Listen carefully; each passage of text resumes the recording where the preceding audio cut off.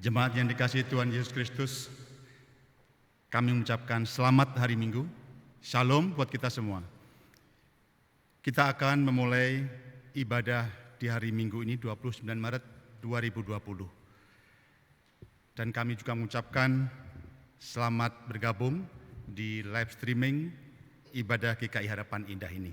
Sesuatu yang baru yang kita lakukan karena kondisi yang luar biasa. Sebelum kita mulai ibadah ini, izinkan kami untuk membacakan warta lisan. Yang pertama tentang kebaktian live streaming. Kebaktian minggu ini tanggal 29 Maret dan juga minggu depan akan dilaksanakan melalui live streaming di channel YouTube GKI Harapan Indah dan dimulai pada pukul 9 pagi. Kebaktian live streaming juga bisa diikuti oleh pemuda di channel YouTube dengan channel Ignite GKI juga jam 9 pagi. Sedangkan untuk anak-anak kita yang terkasih, channel Bina Warga juga membuka melaksanakan ibadah sekolah minggu yang dimulai pukul 8 pagi untuk kelas batita dan balita, dan untuk kelas kecil dan besar dimulai jam 8.20 pagi. Mestinya minggu depan Bapak Ibu bisa mempersiapkan lebih dini untuk mengikuti ibadah anak-anak sekolah minggu kita. Yang kedua, tentang persembahan. Jemaat yang dikasihi Tuhan Yesus Kristus, tentu Bapak Ibu Saudara bertanya-tanya bagaimana dengan persembahan yang selalu kami sampaikan, persembahkan di tiap minggu. Selama ini kita bertemu secara fisik dan kali ini kita bertemu lewat online. Bapak Ibu dengan kerinduan yang Bapak Ibu miliki untuk persembahan, dipersilahkan untuk dapat menyalurkan persembahan tersebut dengan cara transfer ke rekening BCA dengan nomor 521 033 5899 atas nama GKI Jabar Harapan Indah. Seperti yang ada di layar Bapak Ibu sekalian, silakan Bapak Ibu bisa screenshot atau foto untuk mengingatnya. Sekali lagi, persembahan yang Bapak Ibu ingin sampaikan bisa melalui transfer ke rekening BCA dengan nomor rekening 521 033 5899 atas nama GKI Jabar Harapan Indah. Dan yang terakhir, untuk seluruh warta yang Bapak Ibu ingin tentang jadwal, komisi, dan kegiatan gerejawi yang lain, Bapak Ibu dimohon dapat mengaksesnya melalui aplikasi MyGKI, MyGKI-HI, dan juga lewat web kita www.gkiharapanindah.org.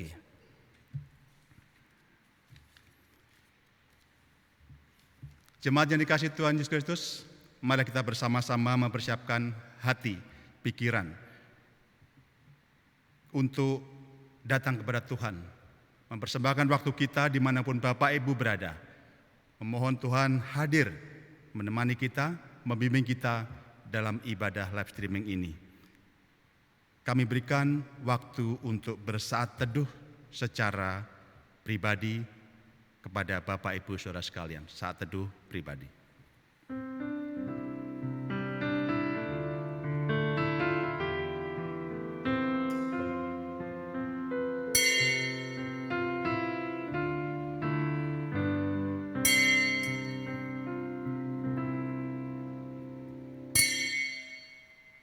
Jemaat, marilah kita memulai ibadah kita kali ini dengan mengucapkan syukur pada Tuhan dengan memuji namanya melalui kidung Jemaat 15, bait 1 dan kedua, berhimpun semua.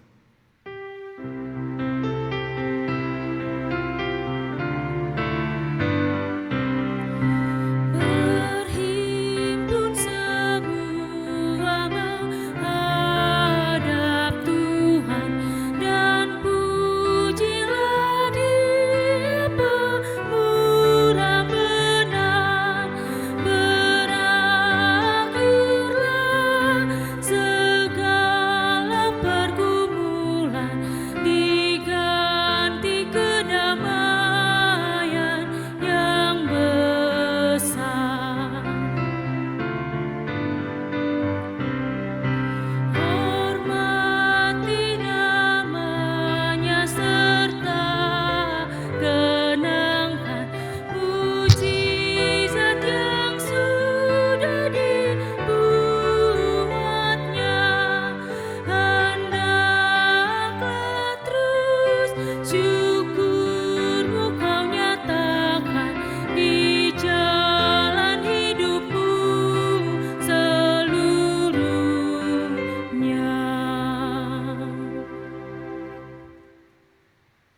Jemaat sekalian, marilah kita mengawali ibadah Minggu Prapaskah keempat ini dengan pengakuan bahwa pertolongan kita adalah dalam nama Tuhan yang menjadikan langit dan bumi.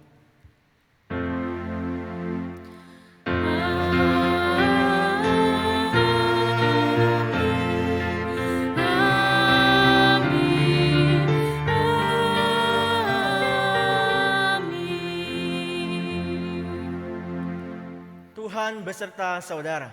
Dan beserta saudara juga.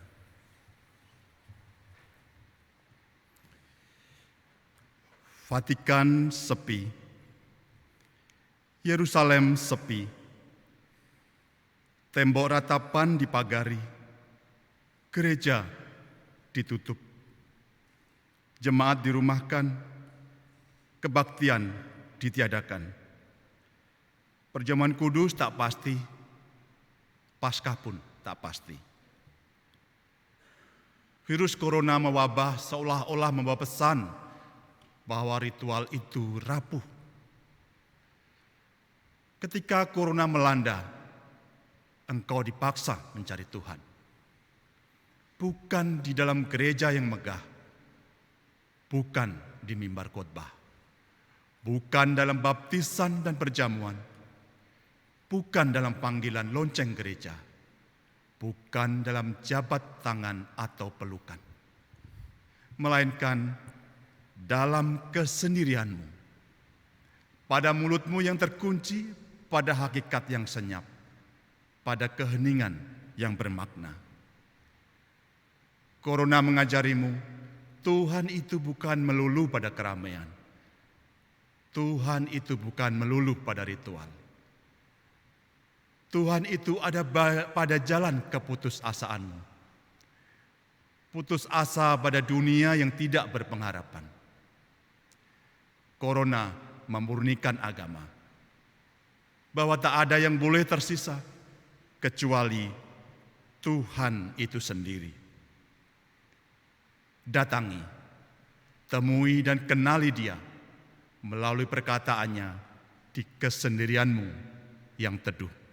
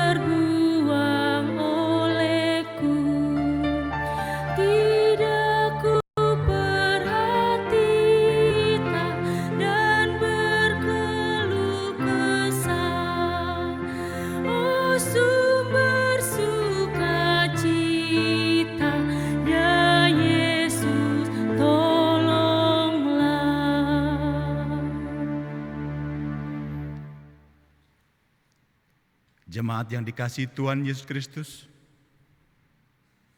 bila kita mengenangkan hidup kita selama ini, seberapa bersih hati dan kelakuan kita, seberapa jujur dan taat kita di hadapannya. Bagi kita saat ini diberikan kesempatan untuk datang kepada Tuhan dengan hati yang terbuka, mengakui seluruh dosa dan kesalahan kita. Mari kita mengaku dosa secara pribadi.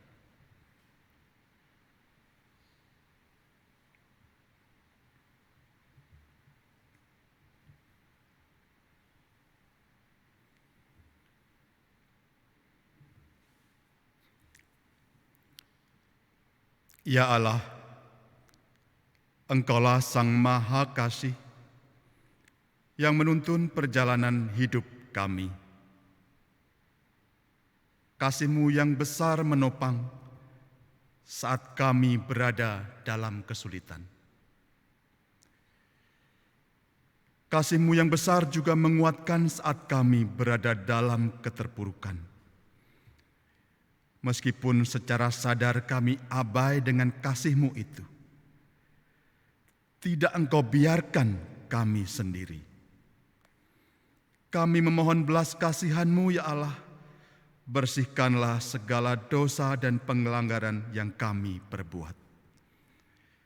Kiranya Roh Kudus mengajarkan dan menolong kami untuk terus melihat kasih-Mu yang besar, serta mewujudkannya dalam hidup bersama dengan orang lain. Di dalam Kristus kami memohonkan doa ini. Amin.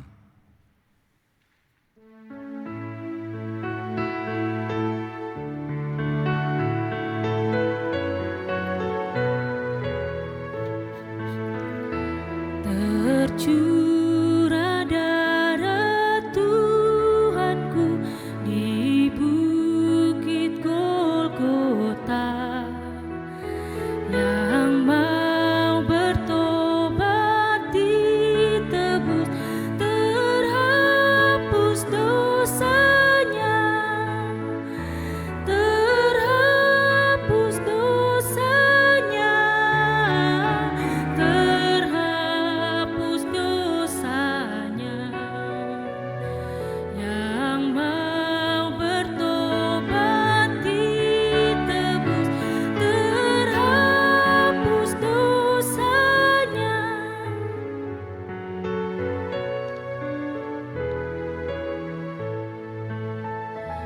Ya anak domba, darah-Mu tak hilang kuasanya, sehingga selamat umat-Mu dan suci selamanya, dan suci selamanya, dan suci selamanya, sehingga selamat umat-Mu dan suci selamanya.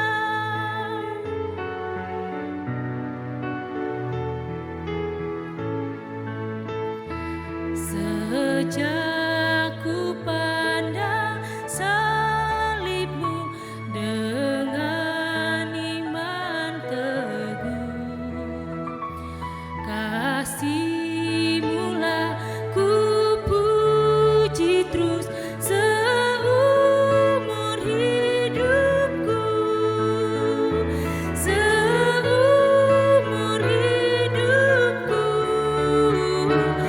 seumur hidupku. Kasih-Mu-lah ku puji terus seumur hidupku.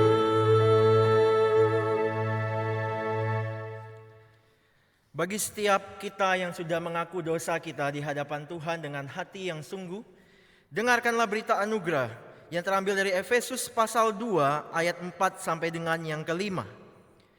Tetapi Allah yang kaya dengan rahmat, oleh karena kasih-Nya yang besar, yang dilimpahkannya kepada kita, telah menghidupkan kita bersama-sama dengan Kristus, sekalipun kita telah mati oleh kesalahan-kesalahan kita.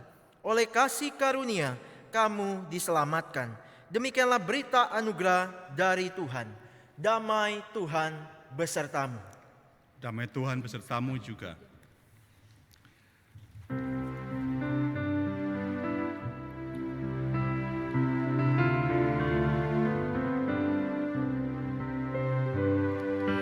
Mari lihatlah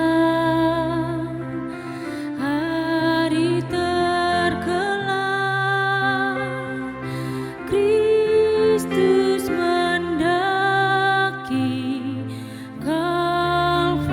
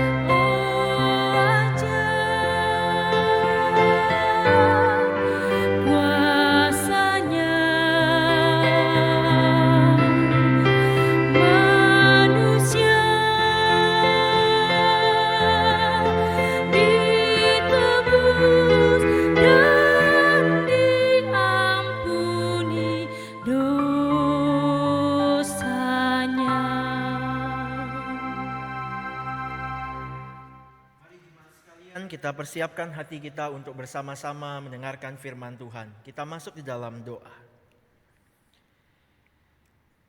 Di tengah-tengah situasi yang seperti ini, sungguh hanya Engkau-lah yang menjadi pegangan hidup kami ya Tuhan.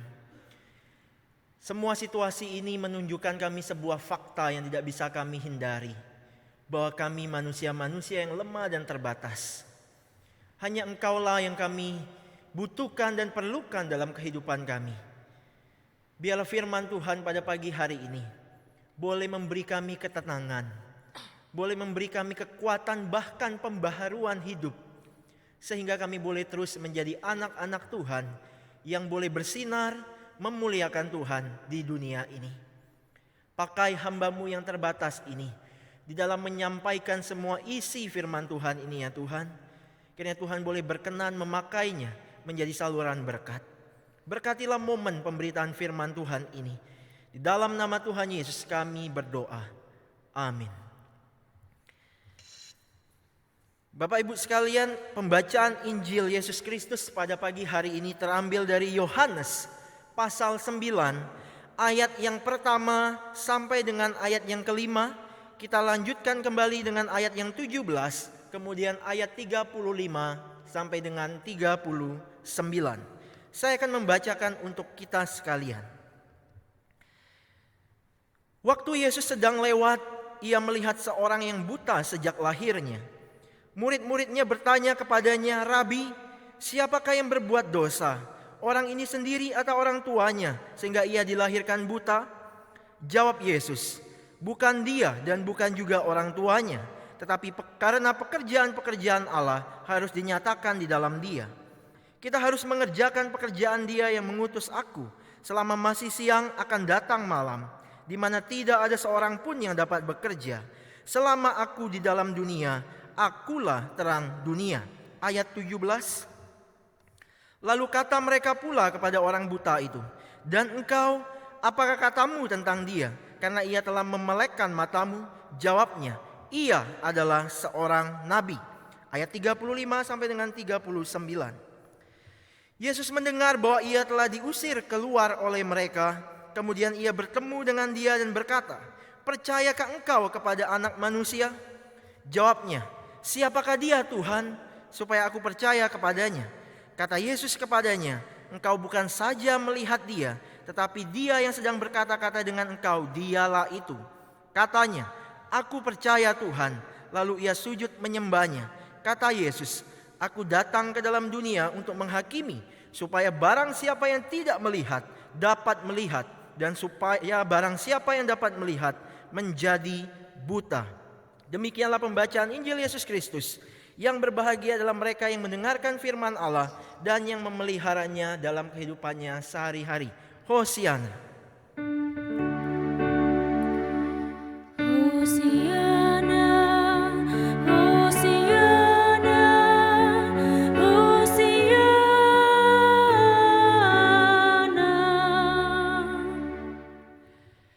Selamat pagi Bapak Ibu sekalian dimanapun Bapak Ibu sekalian berada. Hari ini kita akan bersama-sama mendengarkan firman Tuhan yang bertemakan mata yang dicelikkan.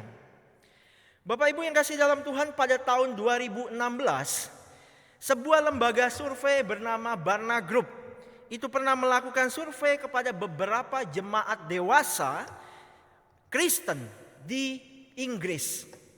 Nah Bapak Ibu, dengan menanyakan dua pertanyaan sederhana, tetapi dari dua pertanyaan sederhana ini timbullah respon yang bagi saya satu sisi ada senangnya, tetapi satu sisi juga cukup menjadi ironis bagi dunia kekristenan.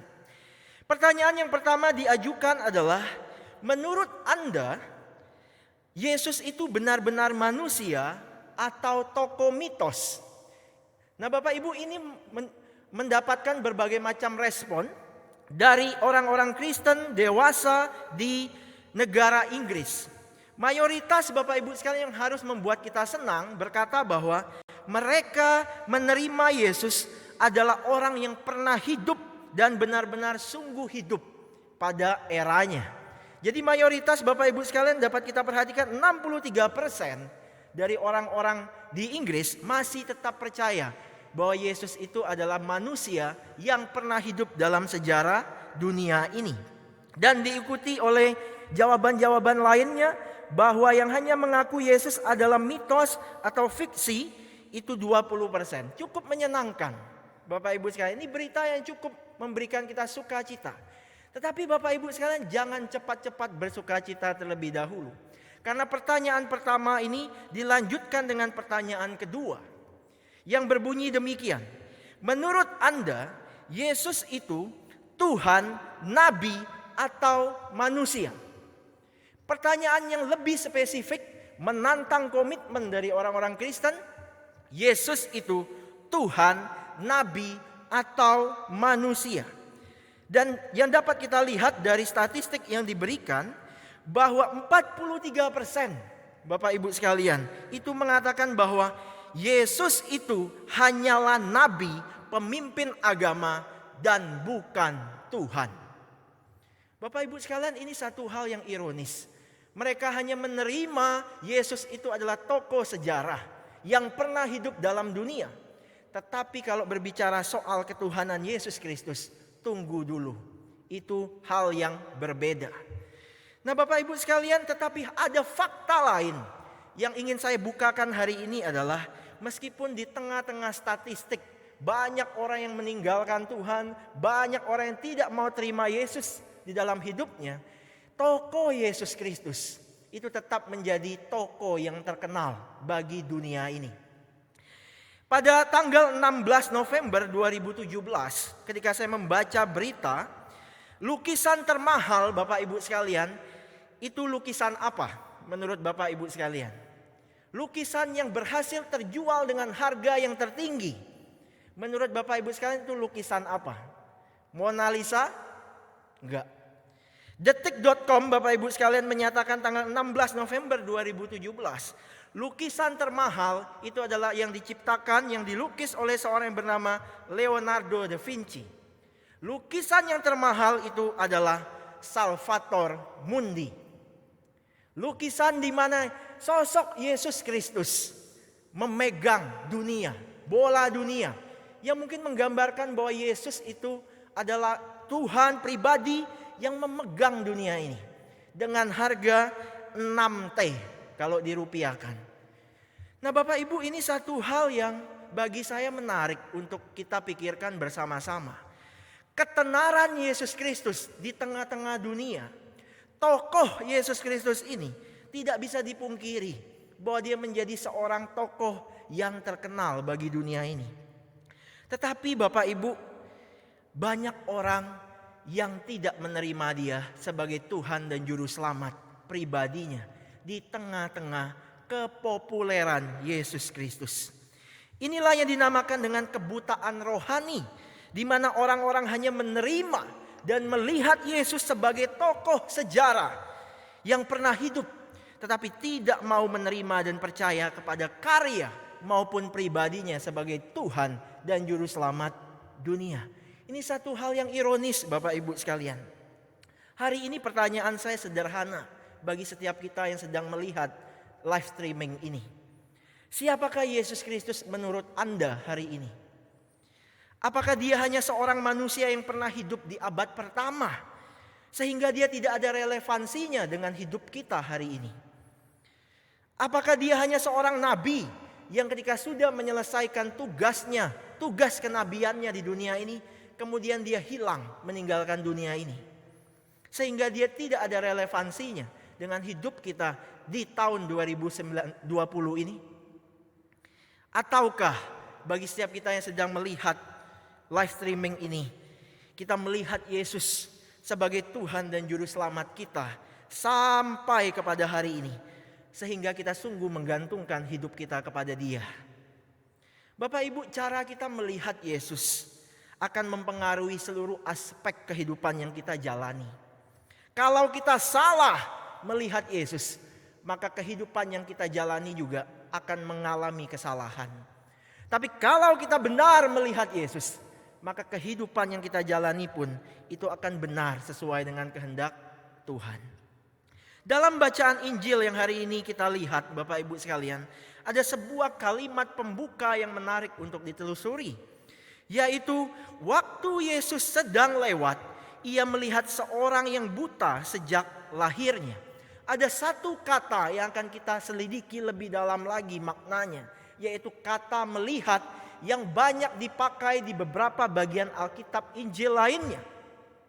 Nah, Bapak Ibu sekalian, kata melihat di sini di dalam Alkitab, dalam bahasa aslinya itu punya dua makna pengertian. Yang pertama itu adalah blepo. Dan kemudian yang kedua namanya horao. Dua makna ini punya makna yang berbeda. Mari kita perhatikan. Nah, Bapak Ibu sekalian, kalau kata blepo itu adalah melihat dengan mata indera, mata secara fisik. Tetapi ini tidak cukup.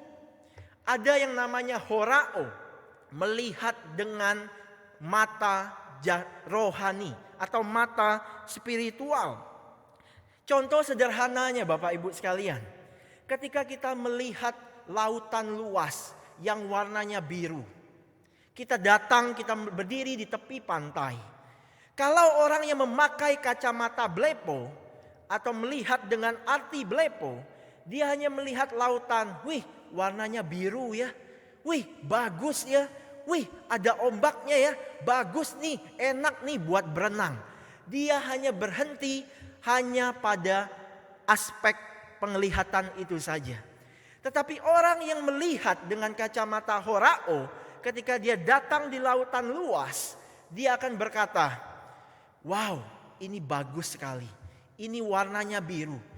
Lautan ini luas, menggambarkan kasih Allah yang begitu luar biasa luas dan dahsyatnya.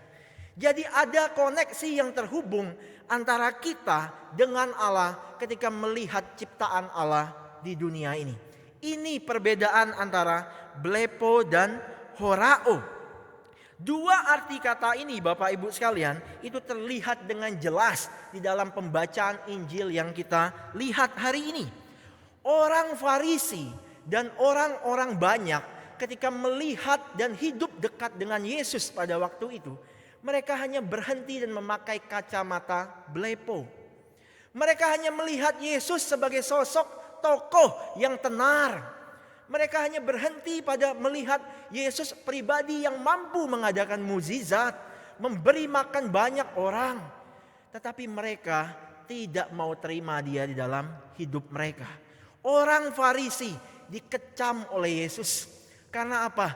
Karena mereka hanya berhenti melihat Yesus dari kacamata blepo. Tetapi ada tokoh lain yang dikucilkan, yang dianggap menderita, yaitu orang buta. Bapak Ibu sekalian, orang buta ini itu adalah orang yang disingkirkan. Banyak orang yang tidak peduli sama dia. Tapi ketika dia berjumpa dengan Yesus, ketika dia sudah dimelekkan matanya, ketika dia sudah disembuhkan, maka kata melihat yang dipakai dalam Injil ini itu adalah kata horao. Orang buta ini Bapak Ibu sekalian, kebutaan fisiknya menggambarkan bagaimana manusia yang dibutakan oleh dosa. Tetapi ketika dia berjumpa dengan Yesus, kebutaan itu sirna dan digantikan dengan penglihatan yang jelas, yaitu horao. Hal ini terbukti Bapak Ibu sekalian, nampak jelas terjadi perubahan paradigma di dalam diri orang buta ini, di dalam mengenali Yesus dalam hidupnya. Ayat 11 Bapak Ibu sekalian, kalau kita perhatikan, di situ orang buta ini masih memakai kacamata blepo terhadap Yesus, sama seperti orang lainnya. Dia berkata bahwa jawabnya orang yang disebut Yesus itu. Jadi dia tidak langsung berani mengatakan bahwa dia adalah Yesus yang adalah Tuhan. Enggak, dia masih pakai kacamata blepo. Tapi ini mengalami peningkatan dalam hidupnya ketika dia semakin kenal Yesus, semakin melihat Yesus dengan jelas. Di ayat 17 dan ayat 38. Mari kita perhatikan. Ayat 17 di situ dikatakan, lalu kata mereka pula kepada orang buta itu, dan engkau, apakah katamu tentang Yesus?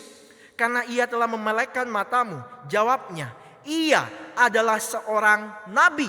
Terjadi peningkatan iman. Dari seorang buta yang hanya berkata, oh saya hanya mungkin dia itu Yesus yang selama ini dibicarakan orang. Tapi ayat 17 ketika dia sudah dimelekkan, terjadi peningkatan. Dia berkata Yesus itu adalah nabi. Tetapi ayat 38 yang menjadi puncak dari imannya. Dia berkata demikian, Bapak Ibu sekalian. Katanya, aku percaya Tuhan. Ini adalah sebuah kata yang menunjukkan identitas Yesus. Penerimaan orang buta, pengakuan orang buta ini terhadap identitas Yesus Kristus sebagai Tuhan dan Juru Selamat bagi dunia ini. Nah Bapak Ibu sekalian, dia ketika hidupnya berjumpa dengan Yesus, matanya tercelikkan. Tidak hanya mata jasmaninya, tetapi mata rohaninya terbukakan. Dan dia berkata, Yesus Kristus bukan hanya nabi. Yesus Kristus bukan hanya manusia biasa, tetapi dia adalah Tuhan. Nah Bapak Ibu yang kasih dalam Tuhan, dari hal ini kita dapat menarik sebuah kesimpulan. Bahwa hanya orang-orang yang sudah melihat Yesus dengan cara horao beroleh perubahan dan keselamatan. Karena mata rohaninya sudah dicelikan. Apakah hari ini setiap kita termasuk saya di tempat ini telah melihat dengan cara pandang horao terhadap Yesus yang selama ini kita sembah? Apakah selama ini cara pandang kita terhadap Yesus sudah benar Bapak Ibu sekalian? Ataukah justru selama ini kita hanya melihat dia dari cara pandang blepo saja? Kita tahu Yesus itu, kita kenal dia, setiap minggu disebutkan. Tetapi seberapa jauh dia mengambil alih dalam hidup kita. Bagaimana cara kita menjalani hidup ini menunjukkan bagaimana cara pandang kita terhadap Yesus yang selama ini kita percaya. Orang-orang Farisi meskipun mereka hidup dekat dengan Yesus, mereka tahu tentang hukum Taurat serta menjalankannya dengan perfect. Tetapi Bapak Ibu sekalian, mereka tidak pernah mau datang kepada Yesus dengan hati yang sungguh. Makanya Yesus mengecam mereka. Bapak Ibu, kalau hari ini kita lebih memilih dosa, kita menikmati dosa dalam hidup kita, ketimbang hidup kudus di hadapan Tuhan, maka kita masih melihat Yesus dengan kacamata yang salah. Paulus dalam surat Efesus mengingatkan jemaat yang ada bahwa mereka dulu hidup dalam kegelapan, dan itu membuat mereka tidak bisa melihat mana yang baik dan mana yang tidak baik. Mereka hidup dalam kebutaan rohani. Tetapi setelah mata mereka dicelikkan, mereka terima Yesus dalam hidup mereka, kegelapan itu sirna. Mereka hidup fokus untuk memuliakan Tuhan. Kalau hari ini kita masih terjebak dalam kesombongan diri, harta duniawi, gelar dan prestasi, maka hati kita sedang tertutup oleh kegelapan, sehingga kita tidak bisa melihat siapa diri kita di hadapan Tuhan. Jikalau hari ini hidup kita masih terkurung dengan segala kekhawatiran dan ketakutan, maka kita sedang tidak melihat Yesus hadir dalam hidup kita. Maka kita sedang pakai kacamata yang salah di dalam melihat Yesus. Hanya anak-anak Tuhan yang melihat Yesus dengan cara horao. Hidupnya ada penyerahan, ada kerendahan hati, dan perjuangan untuk terus menjauhi dosa. Mari Bapak Ibu sekalian, kita memohon kepada Roh Kudus untuk terus memperbarui hati dan pikiran kita, sehingga senantiasa kita dapat melihat Yesus dengan sebagaimana mestinya dalam hidup kita ini. Kita memohon supaya Roh Kudus dapat terus mencelikan mata hati kita. Di tengah-tengah kondisi sekarang ini Bapak Ibu sekalian, kita tidak dapat bisa memungkiri seluruh dunia mengalami kegoncangan yang dahsyat akibat virus corona. Ini satu hal yang tidak bisa kita pungkiri. Banyak langkah-langkah pencegahan yang dia lakukan termasuk oleh GKI Harapan Indah. Tidak ada yang salah dengan langkah pencegahan. Semuanya itu dilakukan untuk melakukan peminimalisiraan terhadap penyebaran virus yang ada. Itu hal yang baik. Tidak ada yang salah. Tetapi hal itu akan menjadi salah jikalau kita terus dibelenggu dengan ketakutan dan kekhawatiran secara berlebihan. Hal itu akan menjadi salah kalau kita menyimpan barang, membeli barang, menyetoknya secara berlebihan untuk kepentingan diri kita sendiri. Sehingga orang-orang yang lain itu tidak kebagian. Bapak Ibu sekalian, beberapa waktu yang lalu bukankah sempat viral terjadi panic buying di beberapa daerah di Indonesia. Hal itu Bapak Ibu sekalian menunjukkan bahwa orang-orang yang terkena panic buying ini itu sudah memiliki kacamata yang salah terhadap Yesus Kristus atau Tuhan. Jangan sampai kita sebagai anak-anak Tuhan itu dibelenggu dengan rasa ketakutan yang berlebihan. Karena apa Bapak Ibu sekalian, kita harus punya iman bahwa Tuhan yang pernah membawa Israel keluar dari Mesir, membebaskan Israel dari Mesir, Tuhan yang sama yang juga akan membawa kita keluar dari segala persoalan ini. Tuhan yang pernah membebaskan Israel dari perbudakan Mesir, Tuhan yang sama itu mampu membawa kita hari ini keluar dari semua persoalan ini. Justru saat momen-momen inilah cara pandang kita terhadap Tuhan sedang diuji. Apakah kita melihat dengan cara blepo ataukah dengan cara horao? Dan hanya orang yang melihat dengan cara horao mampu melihat dan tetap kuat dan teguh. Dia tahu bahwa badai tetap ada. Dia tahu masalah tetap ada. Tetapi masalah itu tidak menguasainya. Karena imannya dan cara pandang dia melihat Yesus. Bapak Ibu sekalian, di tengah-tengah dunia yang kelihatan ini, di tengah-tengah dunia yang terlihat ini, kita harus percaya bahwa ada tangan yang tidak terlihat. The unseen hand. Tangan siapakah itu yang tidak kelihatan? Tangan Allah yang tetap bekerja untuk menjaga dan memelihara dunia ini, termasuk Indonesia, termasuk harapan indah. Tangan Allah tidak pernah lepas. Pemeliharaannya tidak pernah berlalu di dalam hidup kita. Dia adalah Tuhan yang senantiasa dari dulu, sekarang, dan sampai selama-lamanya akan memelihara hidupmu dan hidupku. Mari kita pakai cara pandang horao di dalam momen-momen yang tidak mudah ini. Melihat bahwa Allah tetap bekerja di tengah-tengah situasi yang gelap ini. Allah tetap bekerja. Kita akan lihat sebuah video yang menggambarkan semua ini.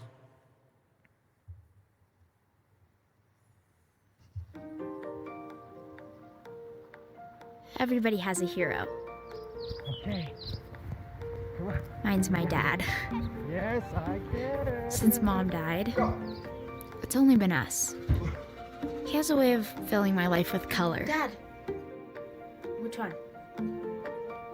That one. Sometimes I don't understand his advice, but I trust him. And what always brought us together was our love for running. One day, I'll be faster than him. And when I am, I'm gonna win every marathon in the world. Abby? What's wrong, champ? Or at least that was my plan. I'm losing my sight. And real quick, read to me the lowest level that you can see on there. What is called is interocular melanoma. Eye cancer. Unfortunately, you will lose your vision. That was the day my father disappeared. Okay. Come on.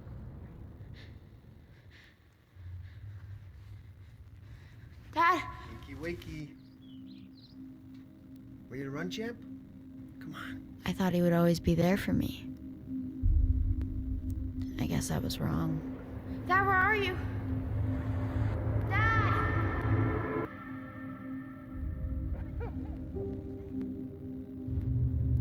You abandoned me. Where are you, Dad? Where did you go? Do you not love me anymore? Am I still beautiful? Are you no longer proud of me?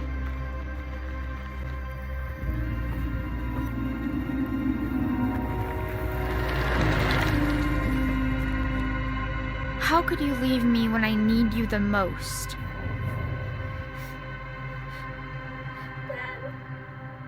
Dad? Dad, why did you leave me? Abby thinks I've left her. And as much as it pains me to hear that, she's right.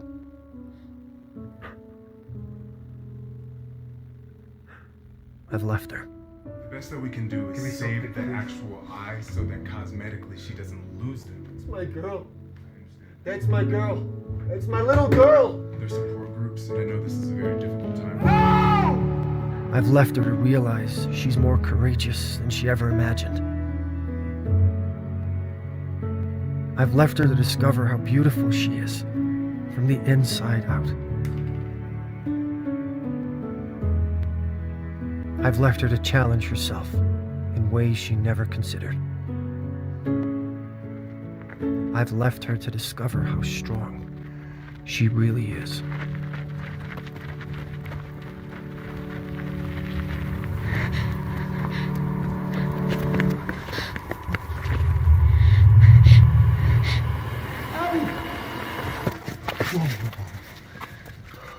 Abby, it's me. Dad, It's me, baby. why did you leave me? I was right here. I was always here. Where did you go? I was always here, baby. Listen, no one believes in you more than I do. You know that.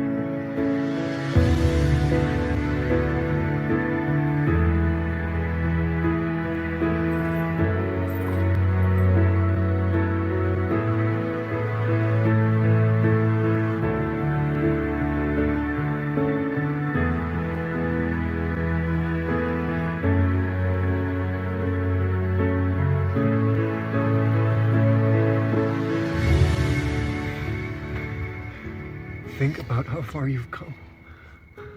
Don't you, baby? My dad says he gave me what I needed, not what I wanted. You ready? Folks, what we're seeing here is amazing. This is a testament of true love. Love between is a allowing mother someone to see their true worth and beauty. I used to think my dreams were over. I thought I'd never run again. And even though I can't see my dad, I know he's guiding me the entire way.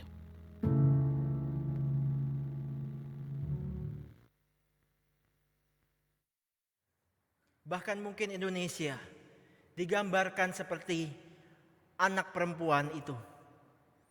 Hari ini seketika mungkin segala sesuatunya menjadi gelap dengan penyebaran virus corona yang begitu masif. Sehingga membuat banyak orang bertanya, di mana Tuhan? Kenapa Tuhan tinggalkan kami berjuang sendirian? Kenapa Tuhan membiarkan gereja-gereja Tuhan menjadi sepi? Bapak Ibu sekalian, video ini memberikan kita sebuah penggambaran yang indah. Tuhan tidak meninggalkan kita. Tuhan tidak meninggalkan Indonesia. Tuhan dekat denganmu dan denganku. Meskipun kita tidak bisa melihat Dia dengan nyata, tetapi mari kita rasakan dengan mata rohani kita bahwa Dia dekat dengan kita. Mari kita dudukkan kepala. Kita mengambil waktu hening sejenak.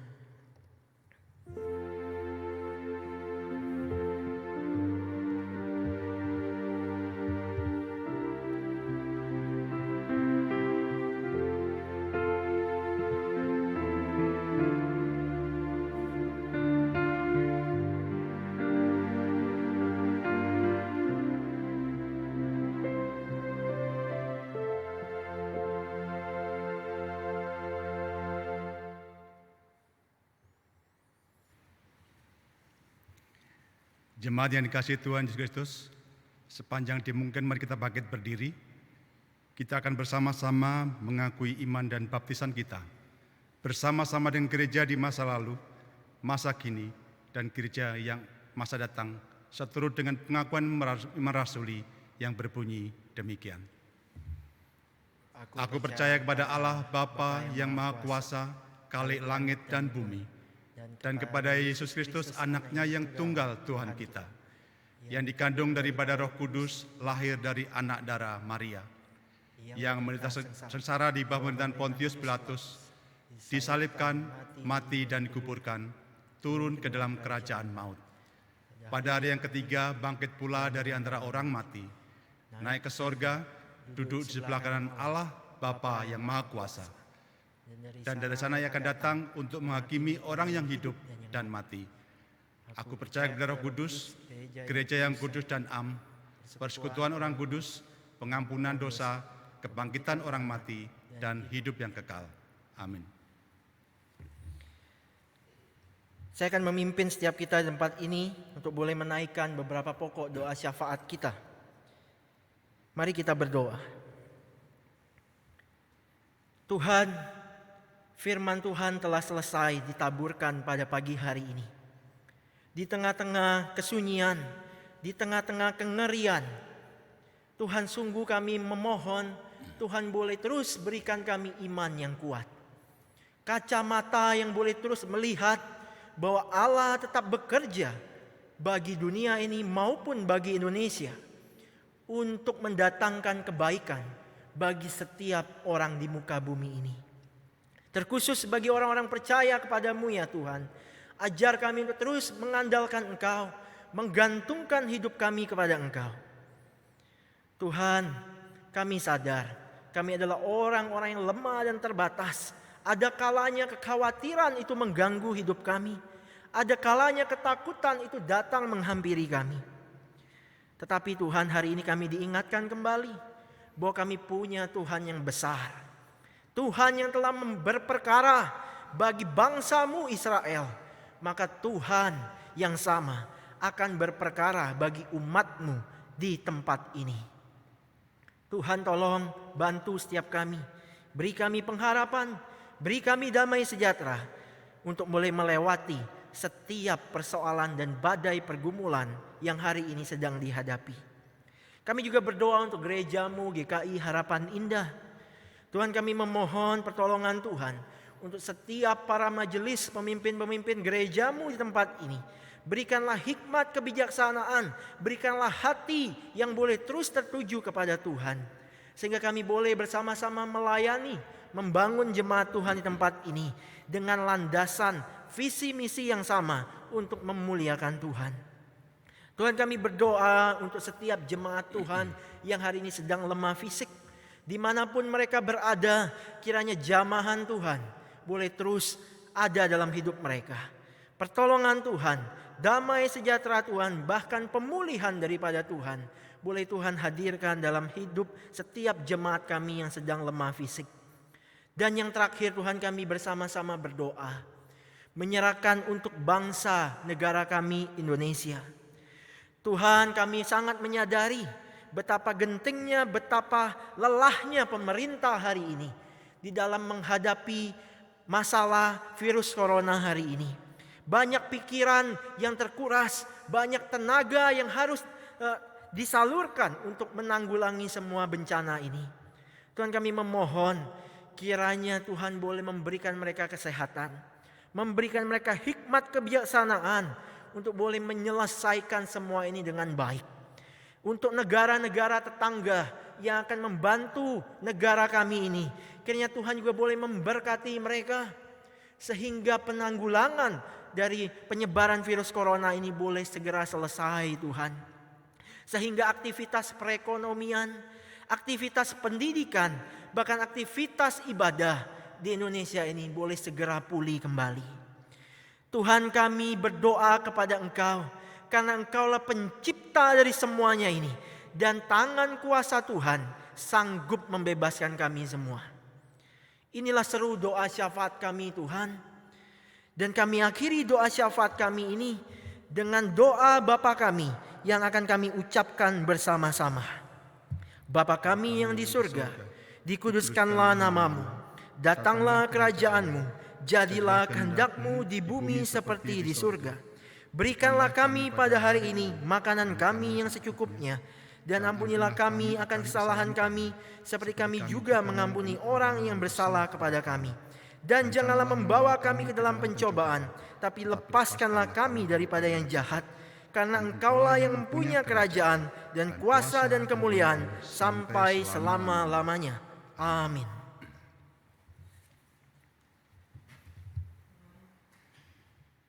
Jemaat yang terkasih di dalam Kristus, sebagai bagian dari keluarga besar dan persekutuan di GKI Harapan Indah, kita semua terpanggil untuk ikut mengambil bagian di dalam tugas dan panggilan yang Tuhan percayakan kepada gereja kita di tengah masyarakat.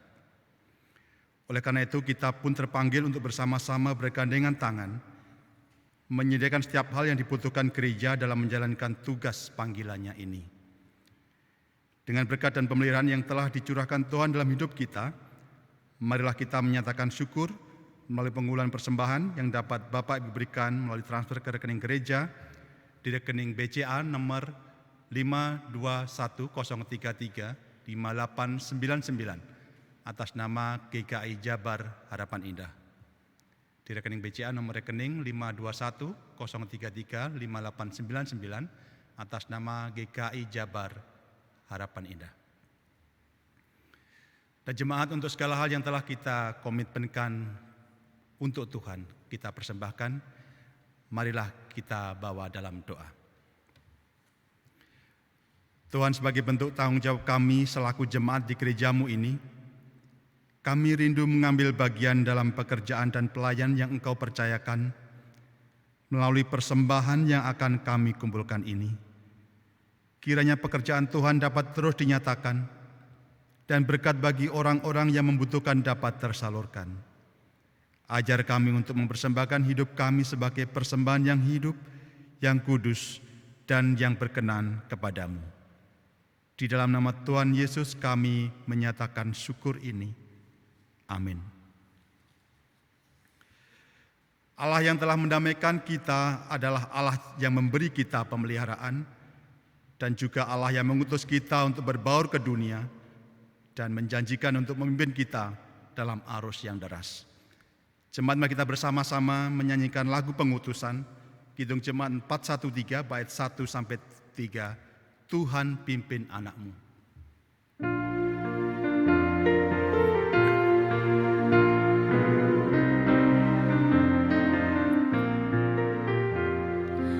Tuhan pimpin anakmu agar tidak tersesat, akan jauhlah seteru bila kau tetap dekat.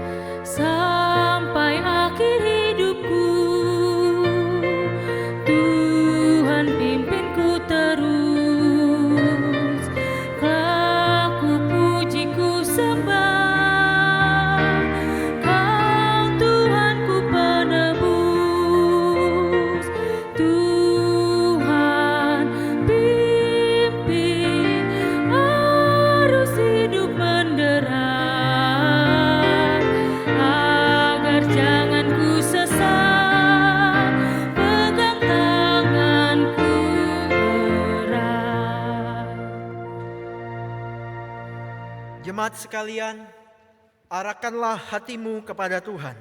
Kami mengarahkan hati kami kepada Tuhan. Jadilah saksi Kristus. Syukur kepada Allah, Terpujilah Tuhan, kini dan selamanya. dan terimalah berkat daripadanya.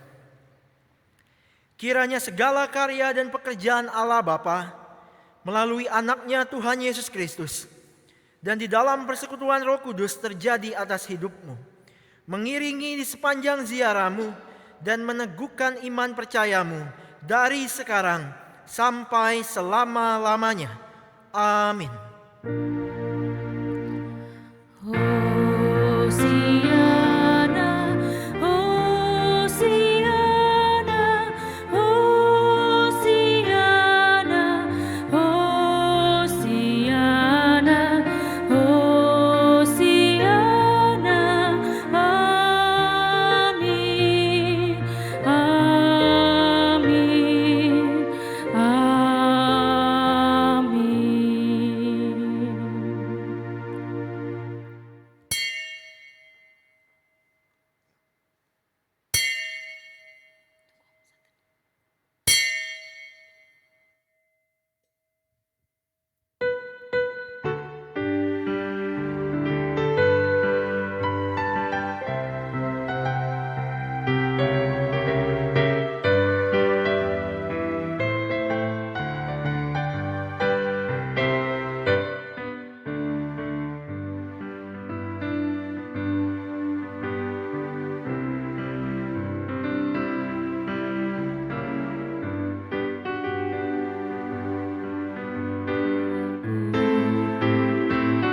Masa gelap dibuatnya terang ceria, itulah Yesus juru selamatku.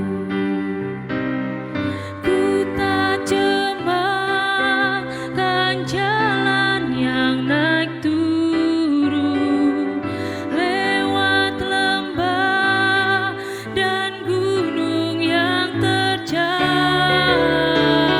sebab Tuhan berjalanlah di sampingku, memimpinku ke negeri yang kekal.